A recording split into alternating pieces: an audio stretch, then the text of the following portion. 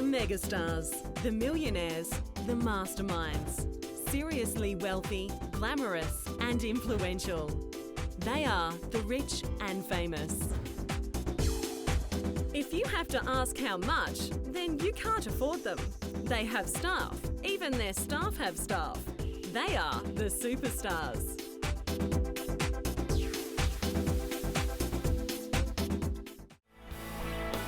Cate Blanchett. The girl's got something.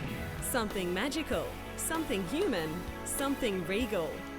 A rare mix of fragility and steely will. Critics can't define it. Directors can't measure it. But the producers have had to. If they want the pale Australian, they'll have to put their hands down deep in their pockets. The lady asks over $13 million a film and rising with each prestigious acting award.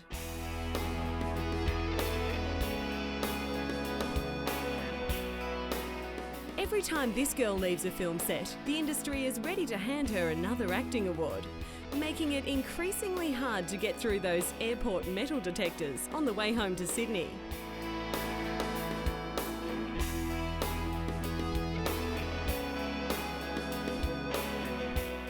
Her first high-profile role was as Elizabeth I of England in the 1998 movie Elizabeth, which won her an Academy Award nomination for Best Actress. Blanchett lost out to that other Elizabethan player, Gwyneth Paltrow, for Shakespeare in Love, but won a British Academy Award and a Golden Globe for Best Actress in a motion picture drama. The following year, Blanchett was nominated for another BAFTA award for her supporting role in The Talented Mr. Ripley. And in 2005, she won an Academy Award for Best Supporting Actress for playing Katharine Hepburn in Martin Scorsese's The Aviator. So that's the first actress to get an Oscar for playing another Oscar-winning actress. Maybe there's an award for that.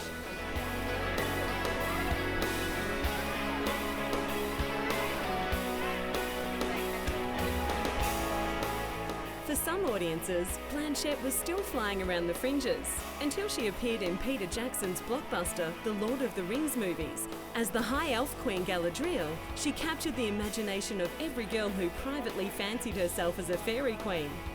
The 3 films of the fantasy epic hold the record as the highest-grossing film trilogy of all time.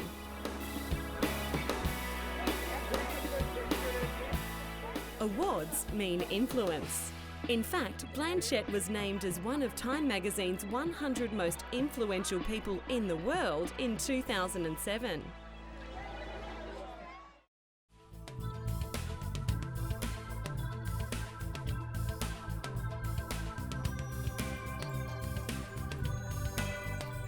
Cate Blanchett's future projects read like a who's who of Hollywood, including top directors' names like Spielberg and Scorsese.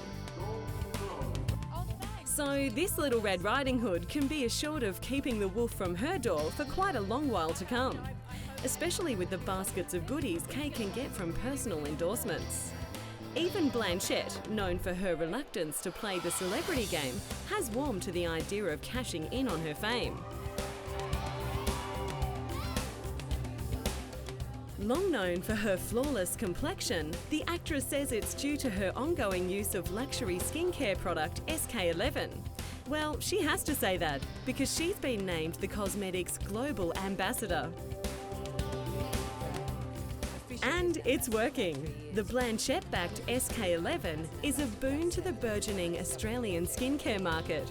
Sales of the product have grown over $800 million in Australia alone.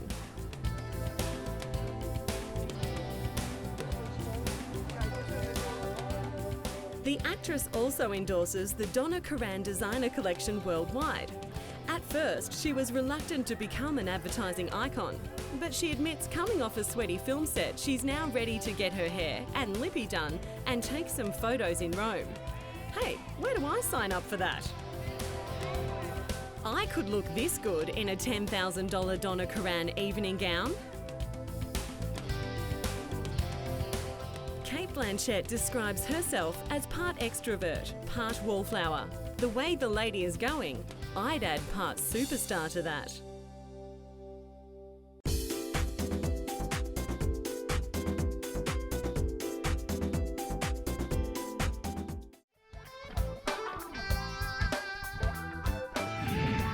Cameron Diaz. If it looks like a superstar, lives like a superstar, and pulls in a whopping $20 million a film, it probably is a superstar. Cameron Diaz has serious pulling power. There's a major attraction between the star and the global audience. The Diaz dial on a movie poster means box office. Big box office. The actress now has a net worth of $75 million.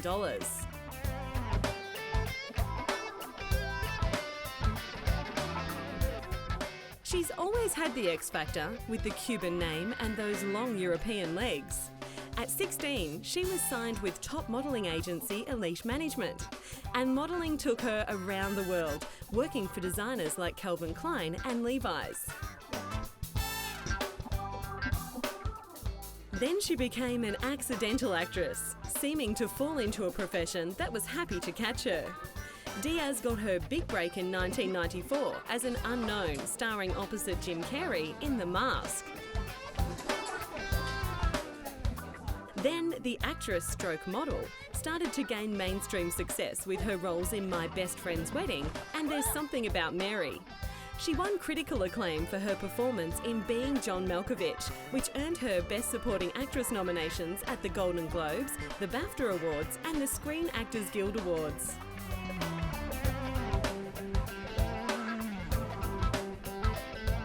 Proving she can cut it with the major male stars, Diaz is one of 3 actresses to join the coveted $20 million club after receiving this salary for the smash Charlie's Angels.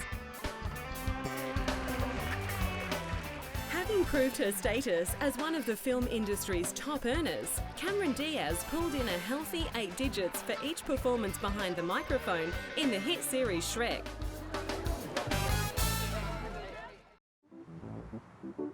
So what does she do with all that lovely money? Cameron Diaz is a self-proclaimed poker fanatic and plays in tournaments on a regular basis. On hearing this, Betcris online casinos wasted no time offering the beauty a $1.5 million endorsement. Unfortunately, she declined, or should I say, she folded. But those pesky high principles can get in the way of serious revenue raising. And Cameron Diaz knows better than anyone that celebrity sells, especially in Japan, a nation of devoted Hollywood fans. Let's face it, fame can be fleeting, and it's a good idea to maximise your earnings while you're still hot. Cameron Diaz can get $1 million to $5 million from a single overseas ad campaign. So does that affect the celebrity's marquee value back home? Not anymore. The conventional wisdom of ads as credibility killers is fading. Appearing in far-flung campaigns actually helps Cameron Diaz sell more movie tickets worldwide. Cameron received a huge chunk of change to appear in a series of ads for a chain of English language schools in Japan, which is kind of ironic. When Diaz was asked if she could speak her Cuban father's language, Spanish, she replied, "Are you kidding? I can barely speak English properly."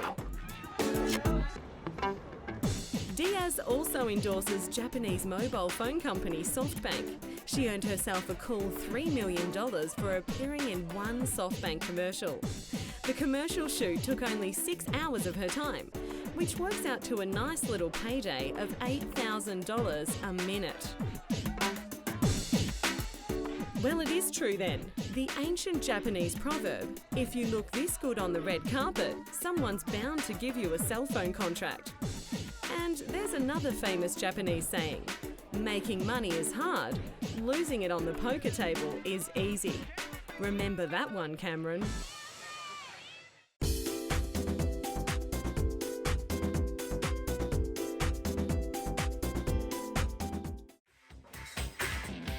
Brad Pitt, named the sexiest man alive several times over. He is arguably the most famous actor in Hollywood.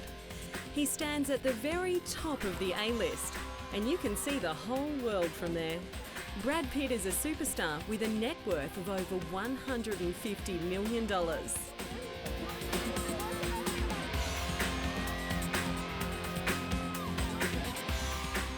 Sometimes it's hard to remember that Brad Pitt is a working actor and not just a media commodity for tabloid entertainment.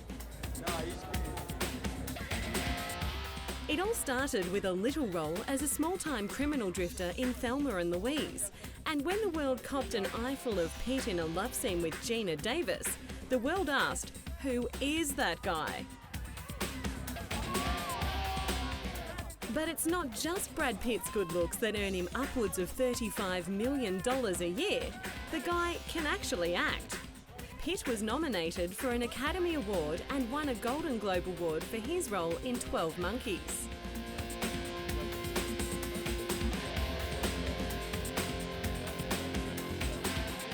Pitt's ascension to the A-list came in the 2000s with films like Ocean's 11 alongside other A-listers George Clooney and Matt Damon. The guys were now part of a rat pack with an enviable lifestyle. Then came Ocean's 12 and the epic Troy, portraying ancient superstar Achilles. But what transformed his life forever came in 2005. Pitt starred with Angelina Jolie in Mr. and Mrs. Smith. They played husband and wife assassins. And it was the beginning of the world's most famous couple. Public interest in the pair is insatiable. Paparazzi photos of Jolie and Pitt are sold for more than $500,000. People magazine paid more than $4.1 million for the rights to photos of the couple's first biological child, while British magazine Hello obtained the international rights for roughly $3.5 million. The total rights sale earned the couple up to $10 million worldwide, the most expensive celebrity image of all time. Still, through all the madness, Brad Pitt makes films, good ones. The actor put on a start turn in the critically acclaimed Babel, starring alongside Cate Blanchett. The movie garnered a total of 7 Academy Award and Golden Globe nominations. Pitt himself was nominated. The movie has since become Pitt's highest-grossing drama, and what really puts the smile on his face, he was one of the producers.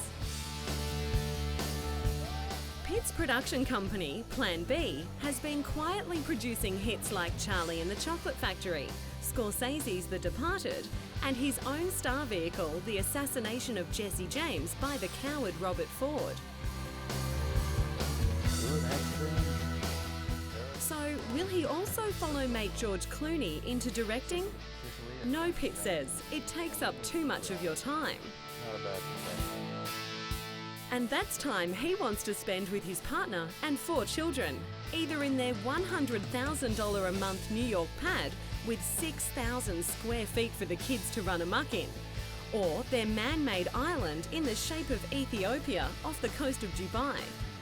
The couple's purchase is part of a cluster of 300 islands shaped like a world map that is gradually surfacing in the waters off Dubai.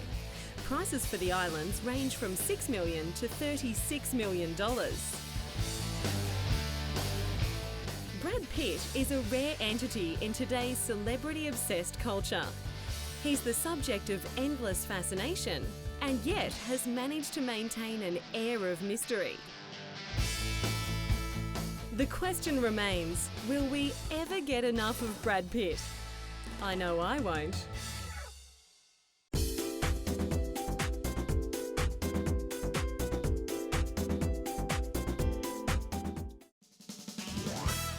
Adriana Lima, the Brazilian supermodel, has been called the hottest girl on the planet, and she's the 4th richest model in the world. One biography has her extraordinary good looks as a result of her African, Indian, and Swiss descent. Another source has her heritage as French, Portuguese, Native American, and Caribbean. Well, whatever they put in that melting pot, it worked, and she's gonna milk it, pouting her way to the top at a tune of $5 million a year. It's hard to believe that the model, born in 1981 when the world was listening to Duran Duran, has already landed some major contracts. Still, it shouldn't be so surprising. After all, the catwalks have been experiencing an incredible Brazilian invasion of models like Gisele Bündchen and Alessandra Ambrosio.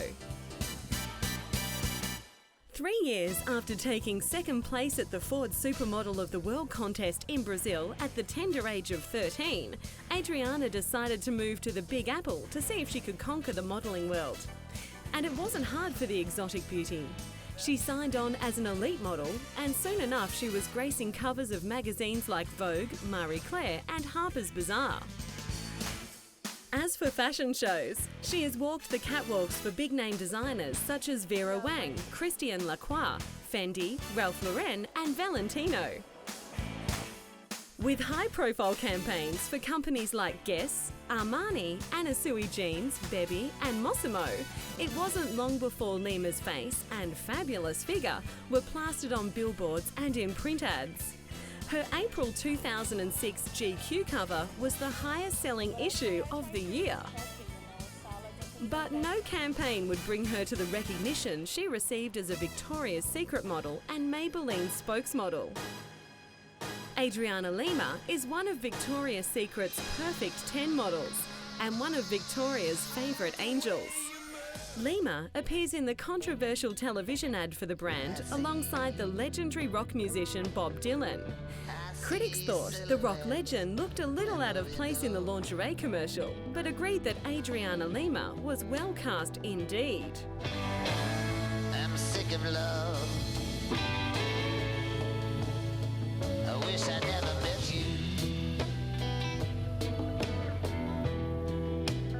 Lima, with her exotic blue-grey eyes, was chosen as the most desirable woman by AskMen.com, leaving behind such stars as Angelina Jolie at number 9, Halle Berry at number 10 and Charlize Theron at number 3.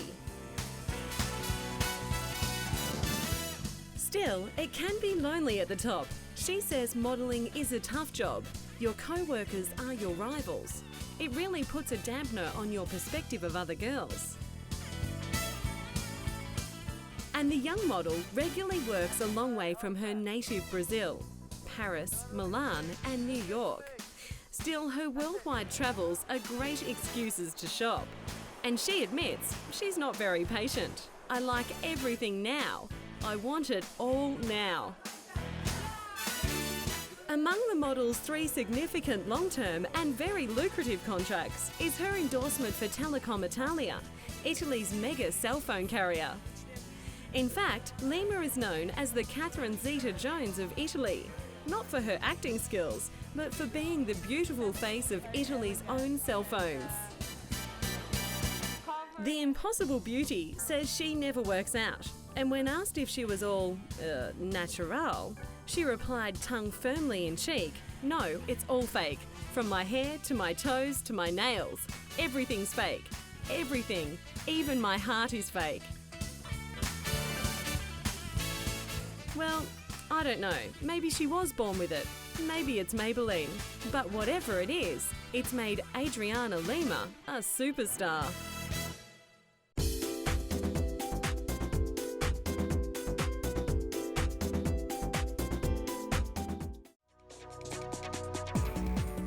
Nicole Kidman. She's the Oscar-winning actress, the elegant Australian who hits the ceiling at nearly 5 foot 11 inches. She is one of the highest paid actresses in the film industry. And once asked, what's the point of doing something good if nobody's watching? Don't worry, Nicole, everybody's watching.